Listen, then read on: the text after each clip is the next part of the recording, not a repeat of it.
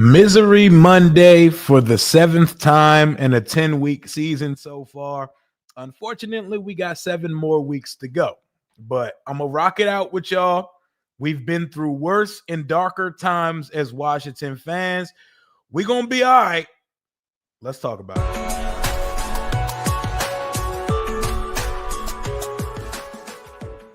What it do and what's going on, Washington Commanders Nation? It's your boy Rio Robinson back with the latest and greatest on the Rambling with Rio YouTube channel, where we ramble about our currently stank-ass Washington Commanders after we suffered our 7th defeat of the season versus the vengeful and vindictive Detroit Lions that we put out in the divisional round of the playoffs back in January. It is Monday, November 10th. And we ass right now, y'all. We are certifiably ass on all accounts right now. And there's not a piece of the blame pie that cannot go to anyone within any rank of the organization right now. But how are y'all doing on this Monday? It is autumn out in the DMV. It feels like autumn out. It looks like it. The leaves have changed colors. And we're back to the days of being in tankathon mock draft mode for the rest of the season. For fans that were clinging to and grasping for that final desperation, maybe if we sneak this game versus Detroit, we could make it a season. We can put those dreams to rest now. No more long division algebraic equations of how we can make a season out of this. We're on to bigger and better things for 2026. But this season is finito. 44-22. That score should sound familiar because I believe that was the exact same score we lost to the Dallas Cowboys just a few weeks ago up in Jerry World. So we've lost 44-22 twice. We've lost 4 games in a row, and to add injury to insult, insult to injury, both apply when it comes to speaking about Washington. We are the first team in 23 years. 23. I'm talking Jordan, LeBron number. 23 years to lose 4 straight games by 21 points or more. We're the first team to get Madden 21 skunked 4 weeks in a row since the 2002 Arizona Cardinals, man. I'm going to say that to you one more time because I want that to sink in. I want that to marinate for a second. We are the first NFL football team since the 2002 Arizona Cardinals to lose 4 consecutive games of 21 points or more. And life can come at you so ridiculously fast in this league. Because not to take y'all back down memory lane, I'm not going to go to 2024. That year was a dream. It was a fever dream. And I'll be living in it and chasing that high for the rest of my life until I see us be that type of team again. But just a few weeks ago on Monday Night Football, when the Chicago Bears were in town and both teams only had 2 losses on their record, we were 3-2. And driving in Chicago territory with 2 minutes and 58 seconds left to go to put the punctuation mark on what would have been our 4th win of the season when Jaden Daniels fumbled a handoff exchange with Bill Krosky Merritt, and the season has went to hell in multiple handbaskets ever since. That 4th win has not come to light, and I don't know where that 4th win even comes at this point because the 3-7 Miami Dolphins are 2-point favorites versus us in Madrid this week, in Spain. And I'm not even sure if 2 points are enough because the Miami Dolphins can do something that we can't do. Score. But we were that close to having our 4th win, and the Chicago Bears did to us what we did to the Chicago Bears in 2024. That Hail Mary sunk their season, broke their spirit, and ended all hopes of anything. They ended up losing 9 games in a row, firing coaches, the whole 9. Well, fast forward to 2025, they beat us on Monday Night Football in the rain, And Washington hasn't been able to put together anything ever since. And we add a new injury to the fold every week of the season. It's not even a plot twist anymore. Every week in every game Washington plays, an important player goes off the field and looks significantly injured. This week it was Trey Amos. Last week it came in threes with Spooky Lukey McCaffrey, Marshawn Lattimore, and of course the centerpiece and main character to this outfit, Jaden Daniels, dislocating his elbow in gruesome looking fashion, but that boy's God's quarterback or something, because I don't know how that man arm does not have some type of break, fracture, or anything going on. But we played the Detroit Lions yesterday, Northwest Stadium. The president was in the house, and the fans let him hear it. Shout out to the fans. This is how the game went for Washington's defense. And we knew this. Hold up. So before we get into it, nobody should be surprised at what happened versus the Lions yesterday. Even if Jaden was out there, I think even if Terry was out there, we was finna get belt put to ass at Northwest Stadium yesterday. And I'm not sure anybody on this current roster was going to change that reality for us yesterday. But here's the thing. This is what the Lions offense was up to yesterday. Washington has only forced one punt in its last 2 weeks. So versus Seattle and versus Detroit, 38 points and 44 points. This is what Washington's defense gave up to the Lions yesterday. This is every possession of the Lions offense yesterday. Touchdown, touchdown, touchdown, field goal, touchdown, field goal, touchdown, field goal, end of game. Let's do that one more time. The Lions offense. Touchdown, touchdown, touchdown, field goal, touchdown, field goal, touchdown, field goal, end of game. And no, and in case you didn't watch the game and you want to say maybe, oh, maybe Washington was turning it over. Maybe Washington was just giving the Lions short field. This is the net yardage on each of the Lions' drives yesterday. 78 yards, 65 yards, 87 yards, 64 yards, 72 yards, 72 yards, 84 yards, 15-14. End of fucking game. It was a march on Washington yesterday, live from Northwest Stadium at Landover, Maryland. They marched on Washington like the Million Man March and let freedom ring all on our head tops for 60 minutes yesterday. It was relentless. It was easy. They didn't look like they broke a sweat or had any resistance to them. It looked like we had our practice squad out there versus them, because the 2025 Commanders look like a Sunday practice squad type of team. That's what it looked like yesterday for us. Nasty work. Easy. Man.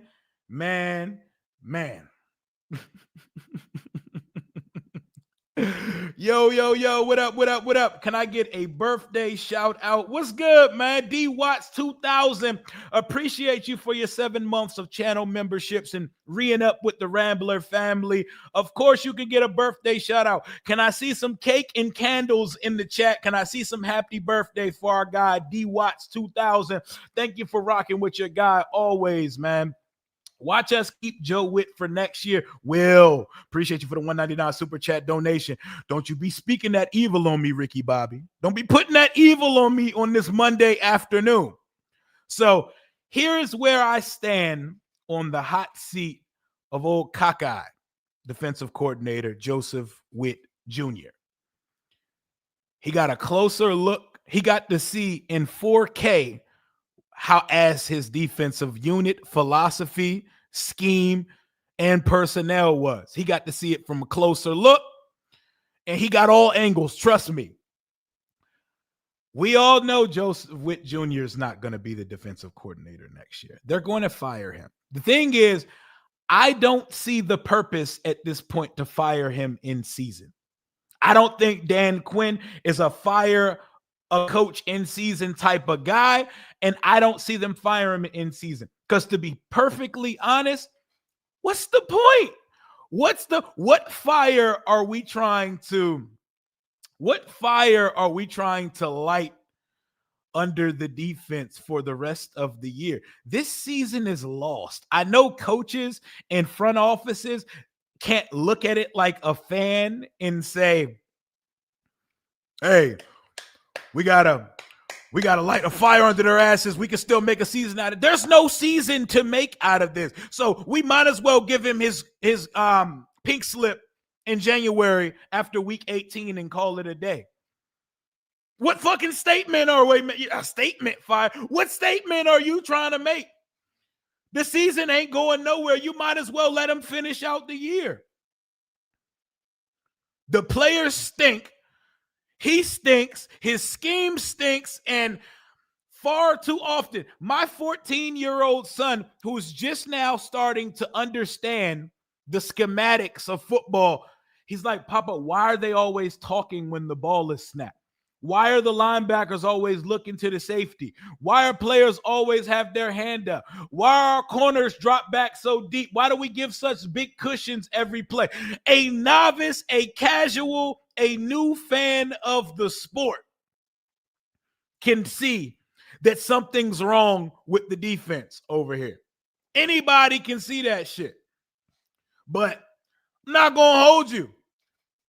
Nothing's going to change if they put Ken Norton in charge of this defense. If they put Daryl Tapp in charge of this defense. Because you want to know why? As much as we put it on the coaching, these players aren't it either.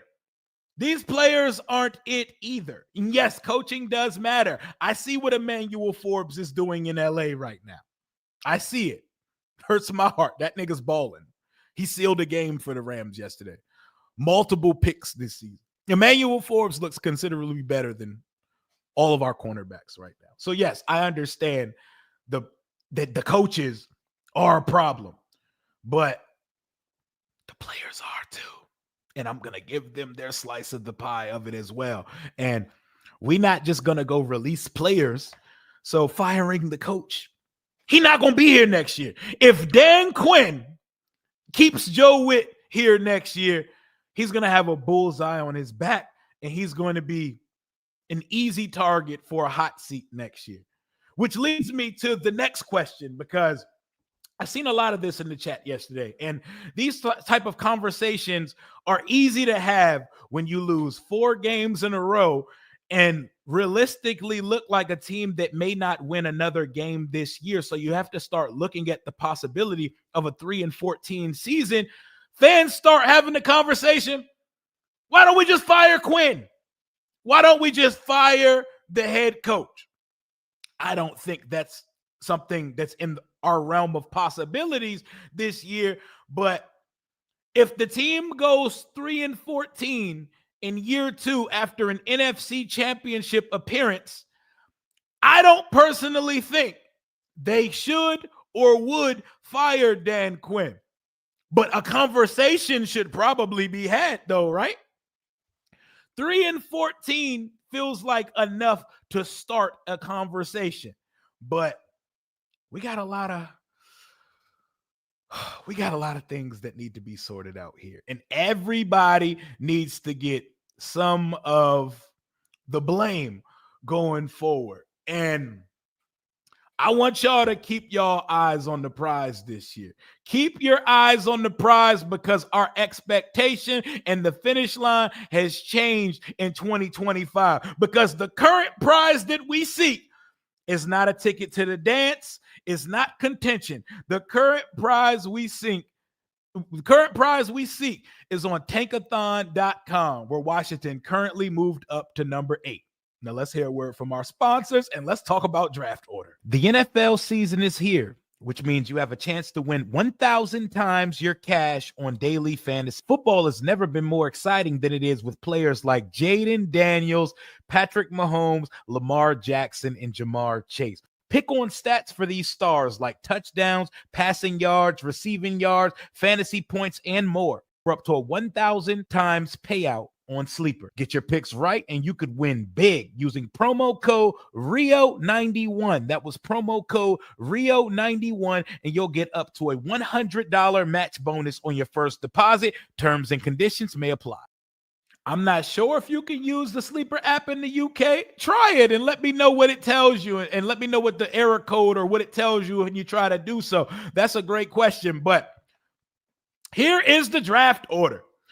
Remember in 2023, after each Sam Howell and Eric Bieniemy loss, where we were doing crazy comparisons and we were schedule watching. We were, you know how there's playoff stipulations where if Green Bay, Minnesota, and the Cowboys lose, Washington clinch. Yeah, we were doing that, but with draft stipulations. And we were watching and becoming experts in the language of strength of schedule when it comes to draft order.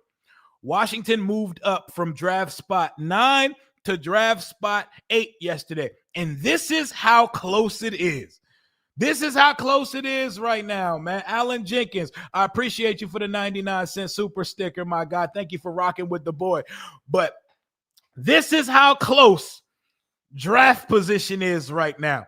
And Washington's got a matchup of all matchups that have huge significance in draft world this Sunday at Santiago Bernabeu Stadium in Madrid, Spain versus the Miami Dolphins, because they're 3-7. We're 3-7. We are currently tied. So we lose that game, we're sitting in the 7th spot. And only the Jets, Raiders, Browns, Giants, and Saints and Titans are worse than us at this point. And it's a very interesting group of teams. And that is the company Washington keeps right now. That is currently the company Washington keeps. This is where we're at. We went from talking about winning one of these and title windows and competing with the best of the best to here. But life comes at you fast in this league, and the title window will open and close before you could blink and say NFL. So, Scotty, what up, my brother? Woodbridge gang in the building, 703. Appreciate you for the 5 gifted. My guy, always hold it down. Shout out to those new members of the channel. Welcome to the Rambler family. This is the main character of the season, y'all.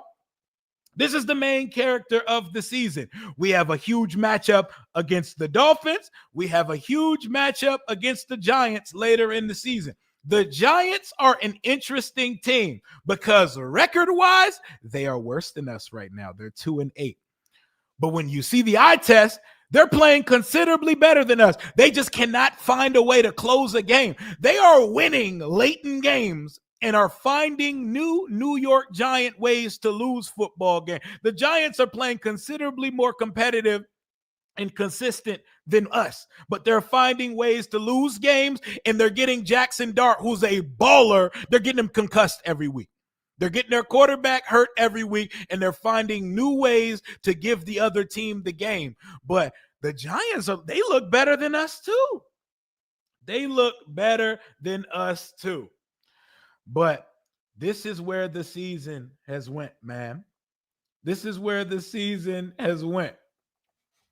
Appreciate all of y'all for rocking with me on this Monday afternoon. We got over 328 people in the chat right now on a Washington Commanders Misery Monday. We ain't seen a Victory Monday in so long, and I'm not sure we see another Victory Monday this year. But we here, though, and I'm going to rock with you to the very end. I'm going to be here. We're going to be talking our shit. We're going to be taking in these losses together. So I'm looking at this Benjamin Solak tweet.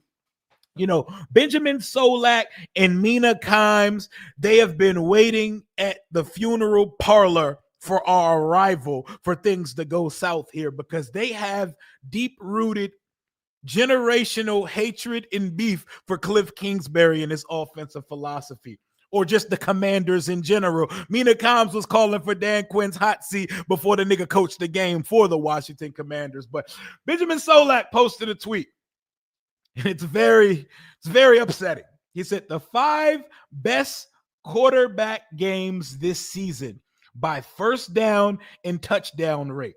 One more time. The 5 best first down and touchdown rate quarterback games in the 2025 season. 3 of these 5 games came against the Washington Commanders. Number 1 on the list, Jared Goff versus the Commander, 57.6%. Number 3 on the list, Sam Darnold, 54.2%. Both really good quarterbacks. I can at least accept that. But number 4 on the list is Michael Penix versus the Commanders also, 53.6%. Have y'all seen Michael Penix since the Falcons played us? He's not a very good quarterback, not yet at least. It's inexcusable. It's despicable. It's disgusting. Our defense is very bad, and Joseph Witt Jr. should not be our defensive coordinator in the 2026 season. Honestly, we may be in a world where we have to do a blank slate and start over at offensive and defensive coordinator. And I like Cliff Kingsbury. Do I like what he's done this year? No. But Cliff does enough good things that I would not be mad with us running it back again.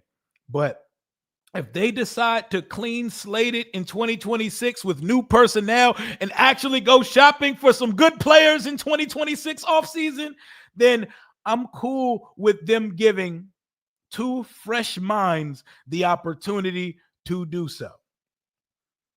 I don't know if Mike McDaniel's going to lose his job in Miami because they still are ass, but they are fighting for their coach right now. They haven't quit on him. I've seen people in the chat yesterday saying the team has quit on Dan Quinn. Well, guess what? The Miami Dolphins have not quit on Mike McDaniel, and they still fight every now and then for their coach.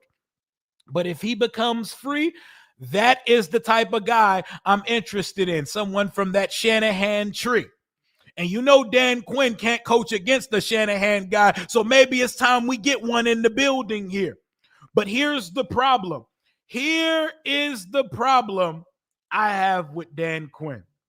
And it's the problem Seahawks fans had with Dan Quinn, Cowboy fans had with Dan Quinn, Atlanta Falcons have with Dan Quinn. He is too damn loyal to his people.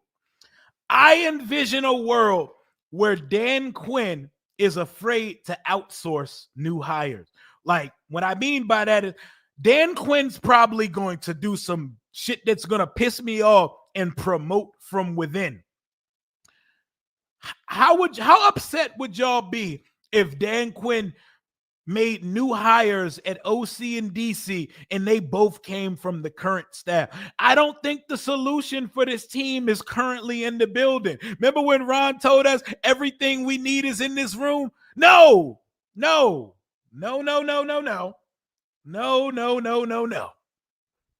Everything we need is not in this room.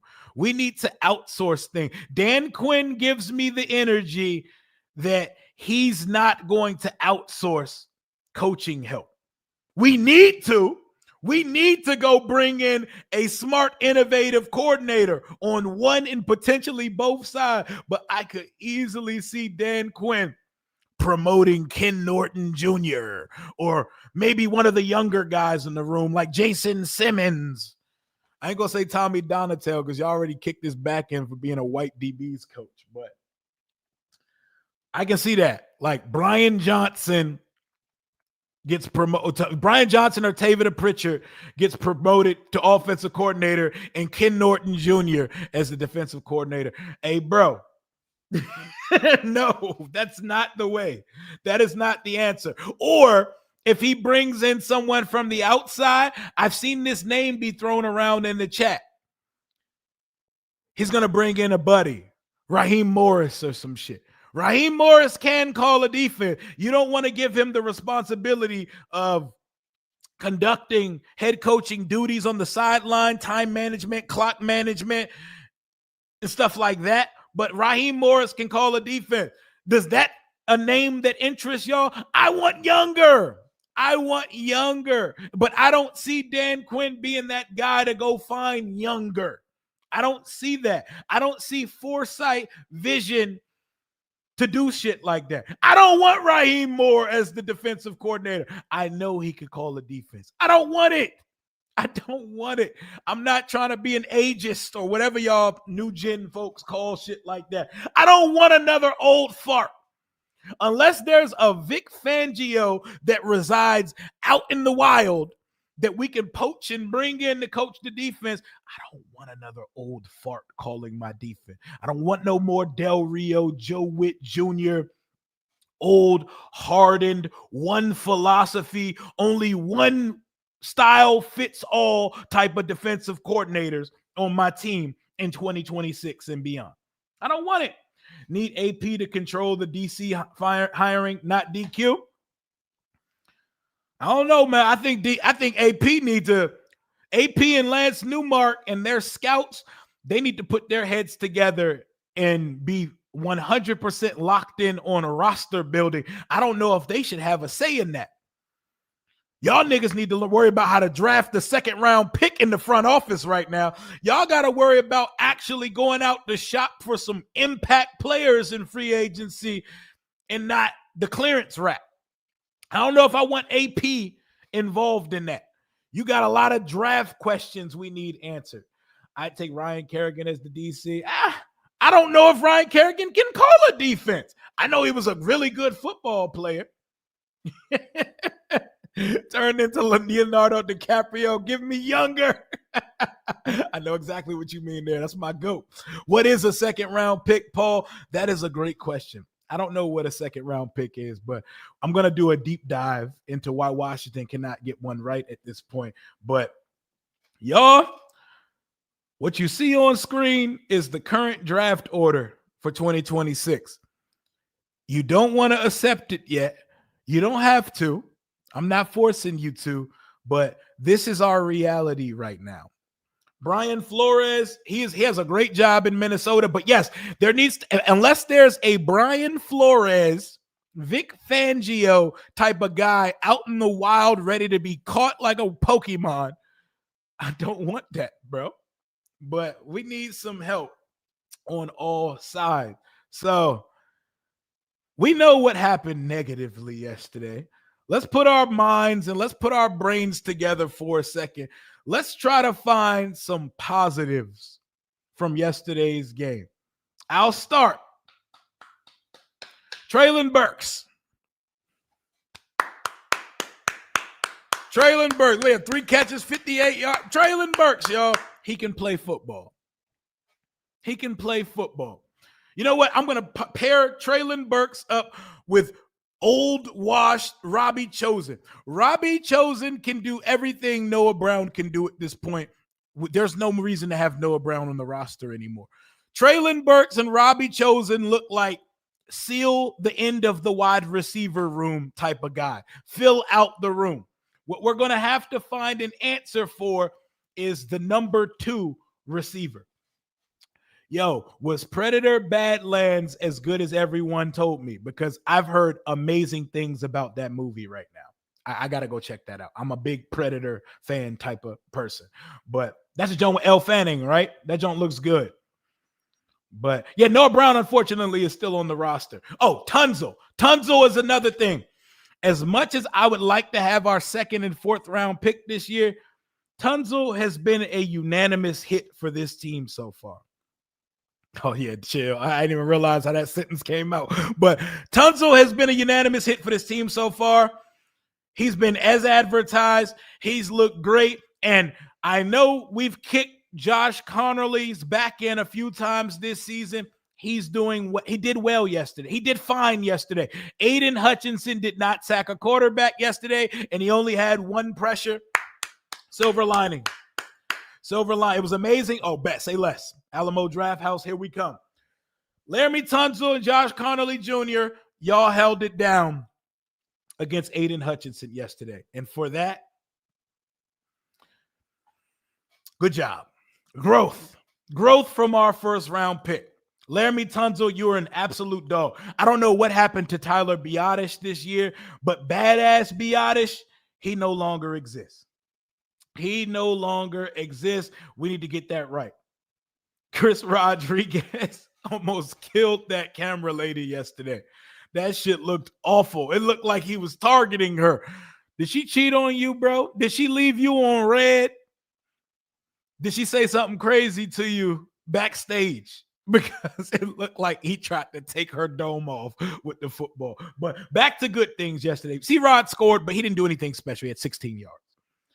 What else was a good thing? Oh, Ben Sinnott. Ben Sinnott, God damn it. Round of applause. Ben Sinnott is capable of playing the tight end position sometimes. Ben Sinnott caught a touchdown pass yesterday, and it looked just like the touchdown pass he caught from Marcus Mariota last year versus the Carolina Panthers. Ben Sinnott got in the end zone this year, something I did not have on my bingo card. 3 Luke touchdowns, 1 Sinnott touchdown. Hey, guys. Hey, Clifford. For the rest of the season, can we I saw a lot of 13 personnel yesterday, which is 3 tight ends on the field. Can we get Ben Sinnott on the field a lot more for the rest of the season? I need to know. I need some type of inclination. He said she called him an immigrant. Y'all crazy. I need some type of inclination of why y'all drafted Ben Sinnott in the 2nd round, because I got to see it, man. I got to see it. This was the most interesting thing I read over the weekend. The Cowboys put some type of poison pill in the Parsons trade, saying that the Packers got to give them a 1st-round pick if they decide in the future to trade Parsons back to the NFC East. I didn't know that was a thing. What type of billion Showtime Succession HBO Max type of stipulation is that? That's some crazy shit. Jerry Jones, you devious bastard. But I feel you, though. Shit, I'm trading a player of that caliber.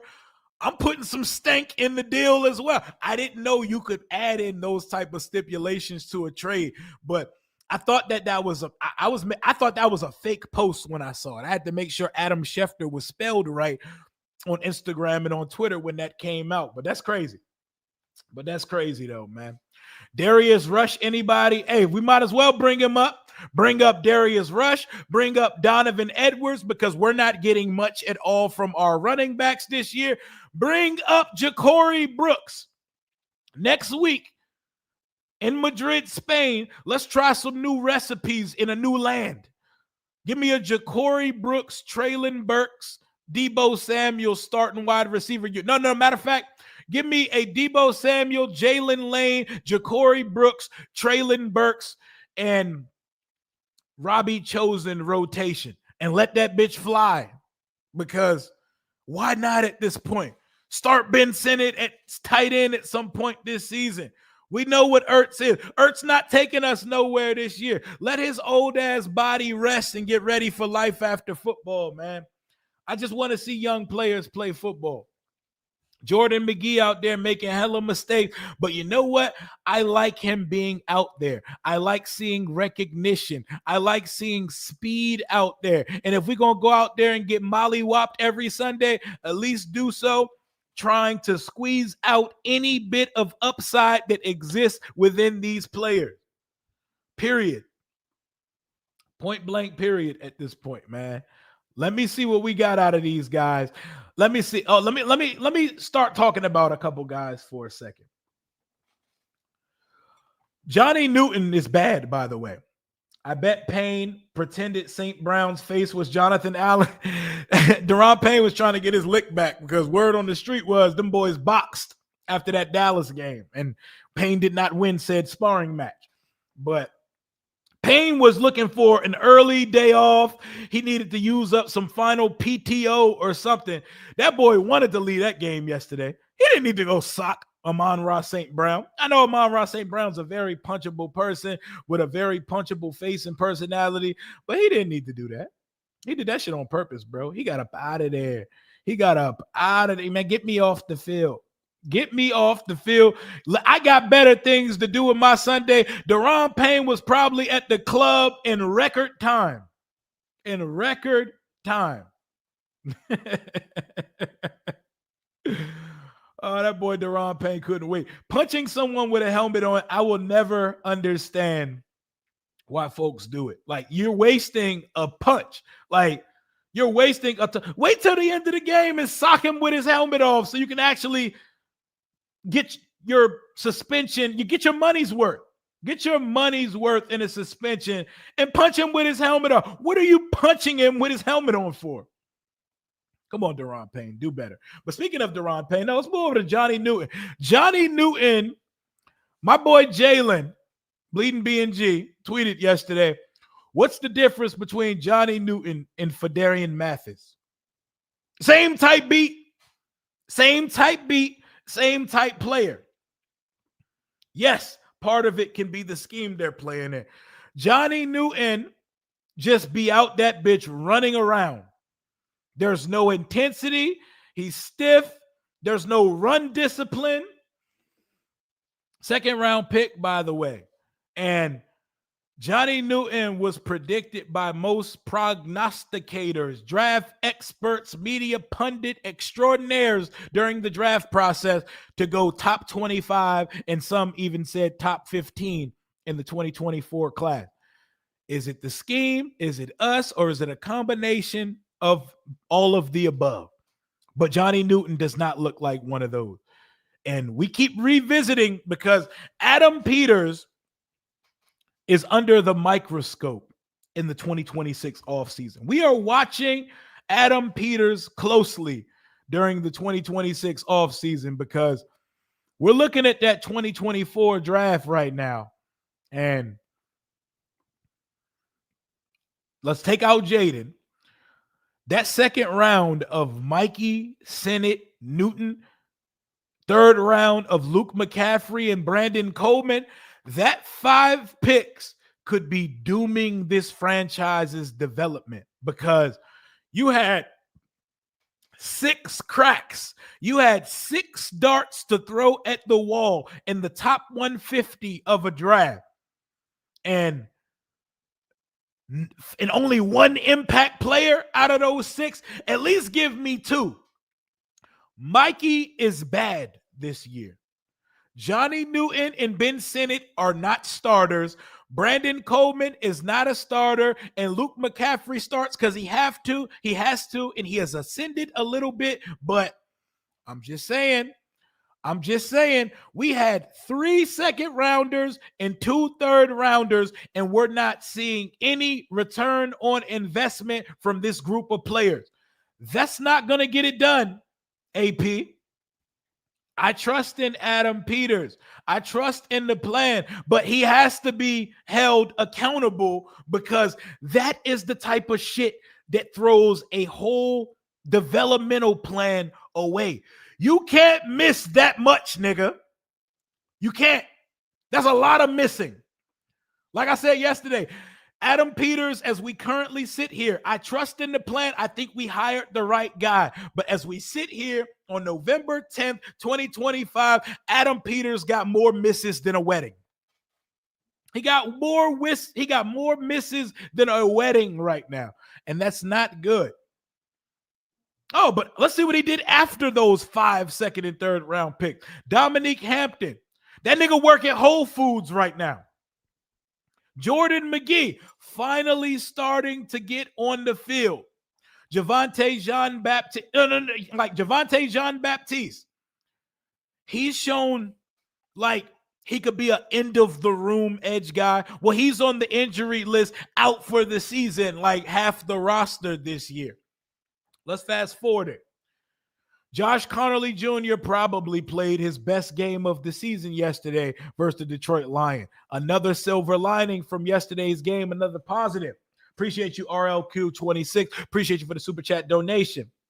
But second round pick, Trey Amos. He got hurt yesterday. He's looked solid this year, but he's not doing enough to say it's a certifiable hit.